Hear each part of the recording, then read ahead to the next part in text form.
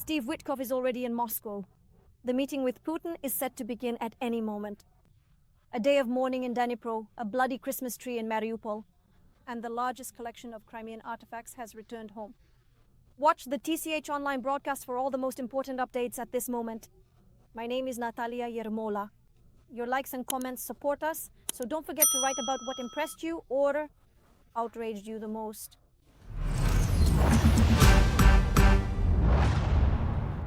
There are already 3 dead. The number of victims has increased in Kyiv as a result of the attack on the night of Saturday, November 29th.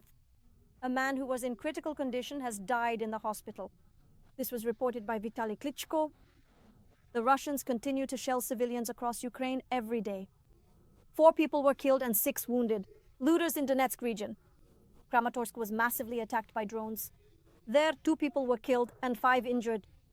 In the city, 5 apartment buildings and 7 private houses were damaged. 9 shells hit Kostiantynivka, resulting in 1 dead and 1 injured. More than 100 apartment buildings and a church were damaged in Troshkina. And in Lyman, a man did not survive the strike of an FPV drone. 13 people were injured in the Kherson region. In Urozhain, an elderly man suffered a severe injury. An enemy drone dropped an explosive device on his car. In Berislav, an explosive device went off on the street. A city resident who was passing by was injured, and 6 more wounded. Chernobylites. And in Kherson, 5 civilians were hospitalized. The Russians also used a drone to attack rescuers who were extinguishing the gas station after arrival. The emergency workers managed to take cover and continued their work remotely using a firefighting robot. Kharkiv region is also being terrorized by enemy drones. 6 people were injured there today. 4 women required medical assistance.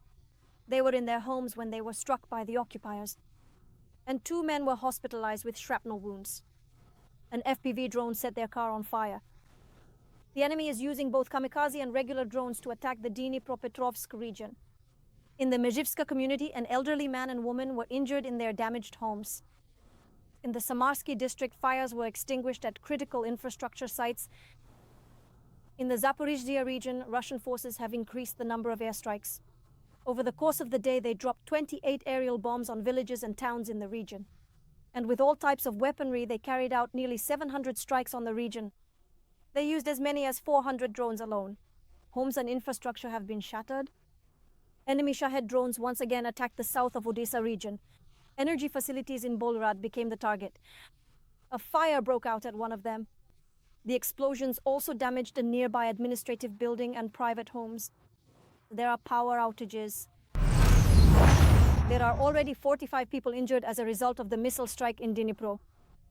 13 are in serious condition and 3 are in life-threatening condition. The Russians attacked the city with a ballistic missile. Monday morning, 4 people were killed. Today, on the day of remembrance for them, a day of mourning has been declared in Dnipro. Those who survived the strike shared their stories of rescue. Correspondent for TSN Olha Pavlovska. I really wanted to live. Mikhailo was on the roof when a ballistic missile struck the building directly. The solar panels he was installing at that moment shielded him from most of the shrapnel. But after the explosion, his arm wouldn't move anymore. He recalls giving himself first aid with whatever was at hand. I found the cable we used to pull the panels, clenched it in my teeth as best I could, pulled it, and tied it up. Then it turned out that this cable was 30 meters long. I was looking for a way to cut it because I wouldn't get far with a 30-meter cable. He managed to get down on his own so as not to lose consciousness and to save his limb. He admits he was counting the seconds. F. From the very precise moment I was violently hit to the exact instant they administered a sedative or something similar to that effect, a significant duration of 930 long agonizing seconds precisely passed. Super fast. Almost 50 wounded, including at their workplaces. After the explosion, they were pulled out by colleagues, rescuers, medics, and police officers. It's okay. Everything will be fine. Don't worry. You'll live. Just to this hospital alone, 39 injured people were brought. 13 are still in intensive care, 3 of them in a coma. There's still a lot to do before they can breathe easy. There are also amputations, very severe and traumatic brain injuries. Unfortunately, there are also people who lost their eyes. There are many fractures. In just one day, they were given 14 liters of donated blood. The surgeries went on non-stop. I was just born under a lucky star. Ms. Alla was preparing lunch in the cafeteria where she works with her family when the explosion happened. I was making salad at that moment. The explosion was like lightning, and then nothing else. And I only felt that blood was pouring, but I didn't even feel the impact. The neurosurgeons immediately took her to the operating room because the wound was dangerous. There was a risk of necrosis and infection because there was dirt in the wound. The wound was deep, all the way to the bone. Ms. Alla hopes to return to her family soon. And as for Mikhailo, he believes that the doctors will be able to restore the function of his hand because he has major volunteer projects and a newborn daughter. Ola Pavlovska, Alexander Kulish, Dnipro, TSN 1+1. The number of people killed in Ternopil after the missile strike on November 19th has risen to 36. An 81-year-old woman has died in a Lviv hospital. She was a resident of the 9-story building that caught fire after the strike. The woman suffered severe multiple injuries and burns covering 50% of her body. In total, nearly 100 people sought help from paramedics at that time. 15 adults and a child still remain in hospitals in Ternopil. 5 people are still considered missing, including a small child. During the combined strike, 2 buildings in the city were damaged. The multi-story building, several floors of which were destroyed by the missile, will be dismantled by the end of the year. And the one where 2 entrances burned down will be repaired. Due to the tragedy on November 19th, the city council decided not to put up a New Year's tree in the center of Ternopil this year. There will only be a Christmas nativity scene. The parliamentary day still didn't work out. Petro Poroshenko's faction blocked the podium, and the chairman of the Verkhovna Rada, Ruslan Stefanchuk, closed the session without a single vote being cast. Today, MPs had planned to vote on next year's budget, which is already overdue for approval. However, even before the session began, it became clear that there weren't enough votes to support the budget. Because both the opposition and the coalition have many critical remarks about its music. Moreover, after the corruption scandal and the resignation of the all-powerful head of the president's office, Andriy Yermak, the single-party majority was shaken. Some MPs are demanding a continued reboot of the government, while others are pushing for the servant of the people deputies to have their voting rights in government restored and to no longer be treated as a puppet faction. As for the promised government appointments, there are still no agreed-upon candidates for the positions of Minister of Energy and Minister of Justice, nor are there enough votes for them. The European Solidarity and Batkivshchina factions are also not inclined to vote for the budget. They are demanding the resignation of Yulia Sviridenko's government.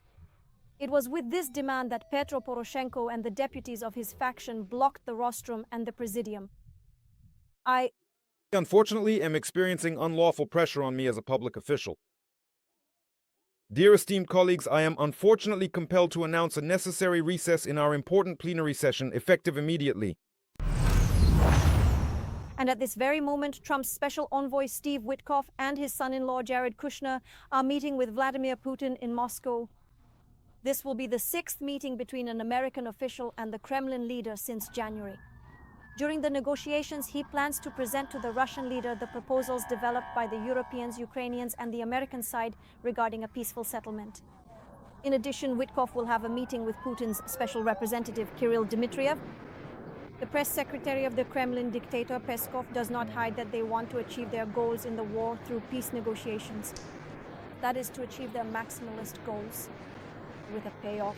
The day before, Volodymyr Zelensky spoke by phone together with the President of France, the British Prime Minister, and the Secretary of the National Security and Defense Council. Today, the President of Ukraine has a meeting in Ireland. There, he personally listened to the report of the Ukrainian delegation regarding the negotiations in Florida on the peace plan. On his social media, Zelensky reported that the work was based on the Geneva document, and it was further refined. Also, with the participation of intelligence services, they discussed the prospects for implementing certain steps at the front, as well as how to guarantee security from strikes if the Russians decide to disrupt the ceasefire. The president of Ukraine added that the work would continue and warned that the Kremlin had already launched a new disinformation campaign aimed at the meeting with the American side. Therefore, Kyiv will be sending partners intelligence information about Moscow's true intentions. In particular, this includes attempts to use diplomatic efforts as a cover to weaken sanctions. Regardless of how the peace negotiations end, the procurement of weapons for Ukraine through the PURL program will continue.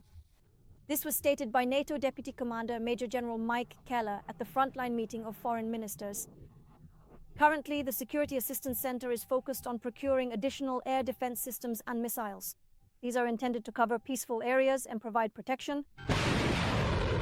By the end of the year, the countries participating in the PURL initiative plan to donate $5.5 billion. Contracts for the purchase of equipment in the United States have already been signed and will be fulfilled on time, Keller emphasizes. He noted that he does not expect any changes in the supply of weapons. And next year as well. Let me remind you, the PURL initiative is the purchase of American weaponry funded by European partners to meet Ukraine's urgent military needs. We do not see any impact from the negotiations, so the flow of materials, especially from the United States, has been ongoing continuously since the launch of the PURL program in August. And I do not expect any changes in this in the near future.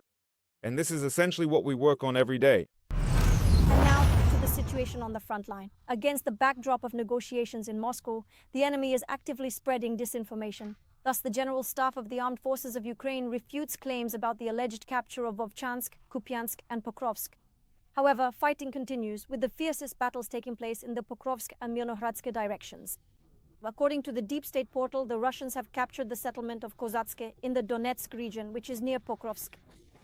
The Russians continue to spread out across the city and its outskirts, attempting to establish physical control in the Pokrovsk area. This was reported by DeepState analysts. The defense forces are clearing certain areas, with most of the work being done by pilots, but the enemy continues to bring in new infantry. The area around the settlement of Rivne, as well as the sections between Pokrovsk and Krasny Lyman, also remains problematic. There, the Russians set up ambushes, mine the area, and rebuild barbed wire engineering barriers. Overall, during the day in the Pokrovsk direction, the occupying forces carried out about 50 assault and offensive operations. In this same sector, Ukrainian defenders neutralized over 100 occupiers, destroyed 11 drones and 4 vehicles. Sweden is allocating a winter aid package worth 100 million euros for Ukraine. The package will be aimed at meeting urgent needs this winter, as well as strengthening Ukraine in the future. The funds will go in particular towards energy supply, repair and restoration of damaged infrastructure, reforms and healthcare. Energy supply is an important component of overall defense. This not only strengthens Ukraine's resilience, but also the defense of all of Europe. This is how Sweden's Minister for Energy and Economy, Ebba Busch, commented on the decision.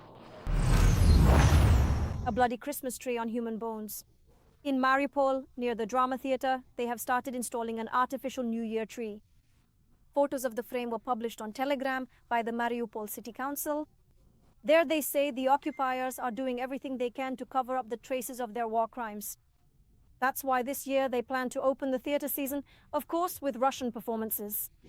And the installation of the Christmas tree and the organization of festivities around this holiday location is yet another cynical move, because where people should be honoring the dead, they plan to dance cheerful round dances.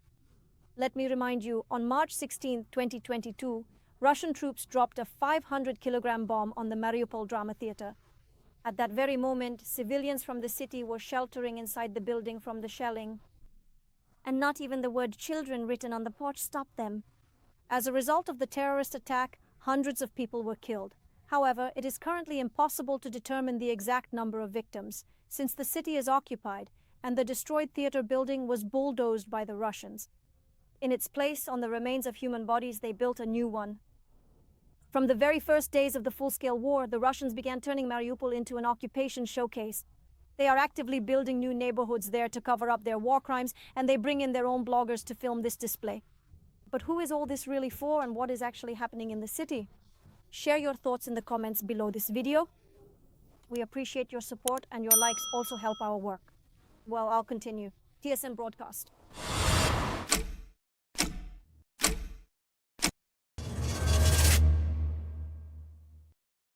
He rented out a room to a serviceman and planned to blow up the defender. In Zaporizhzhia, the security service of Ukraine detained a 44-year-old man, an FSB agent, an engineer and employee of a local medical facility. He agreed to cooperate with the enemy on the advice of a friend. This friend lives in occupied Melitopol and works for the enemy's intelligence service. To assassinate a Ukrainian reconnaissance soldier, the traitor was supposed to retrieve explosives from a cache and plant them near the entrance door of the soldier's home. SBU officers detained the suspect during the preparation stage of the terrorist attack. He faces life imprisonment.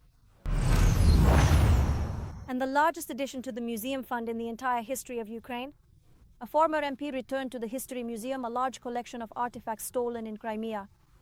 The National Museum of the History of Ukraine received almost 8,000 unique archaeological valuables. The artifacts were discovered by SBI employees at the home of a former People's Deputy of Ukraine. According to BBC sources, this is Valery Gorbatov, who headed the Council of Ministers of the Autonomous Republic in the early 2000s. Crimea? Gorbatov now lives in Cyprus. At the beginning of the invasion in 2022, there was an outflow from Kyiv to the occupied territories, law enforcement reported. During the pre-trial investigation, the former deputy entered into a plea agreement and agreed to hand over his entire collection to the state, including those items that were not discovered during the searches. Some of the artifacts have already been displayed to museum visitors. The collection includes unique and valuable exhibits.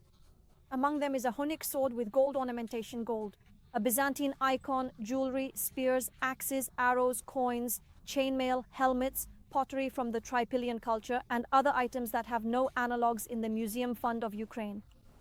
Also discovered were armors from the 16th to 19th centuries, including Polish hussar helmets of the Morion type, Iranian helmets, and coins from periods ranging from antiquity to the late Middle Ages.